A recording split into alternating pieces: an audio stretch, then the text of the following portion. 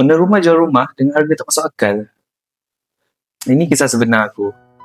So, hari tu aku dapat LI daripada bank untuk tengok rumah. Ada satu rumah setingkat dekat Rawang.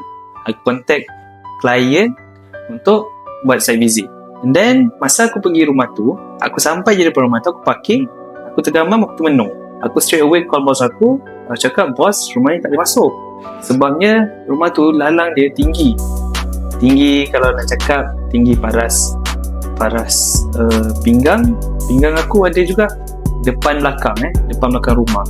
So bos pun cakap, kau dah sampai dah ni, so nak tak nak memang kau kena masuk, dia kan.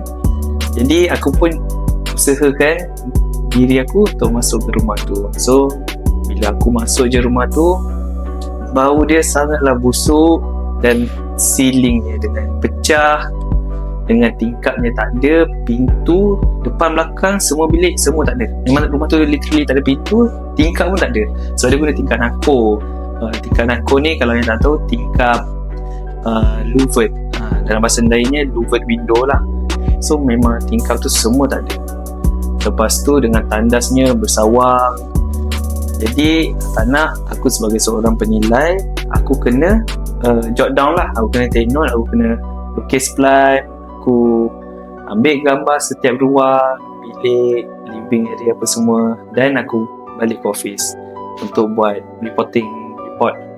Korang kena tahu, especially untuk penjual rumah, dalam dunia hartanah ni, harga bukan mengikut perasaan, okay? Tapi harga mengikut lokasi, accessibility, condition rumah, especially condition rumah, dan juga transaksi pasaran harta tanah.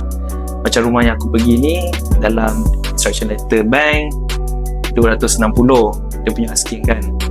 Tapi bila aku pergi dengan kondisi rumah yang 50% teruk tu, aku tak rasa dia boleh capai ke harga tersebut. Sebab market dekat area situ pun dalam lingkungan 25 ke 27. So sekiranya market kondisi rumah tersebut teruk, jadi kita sebagai penilai, kita kena inform dengan pihak bank, kita kena cerita mengapa harga kita tak boleh match. So apa yang penjual kena buat selepas ni, penjual rumah kena make sure sekiranya kondisi rumah okey, tak teruk, jika ada renovation, jika ada extension, penjual kena bagi tahu ejen, kena inform ejen yang rumah ni ada reno, ada extend.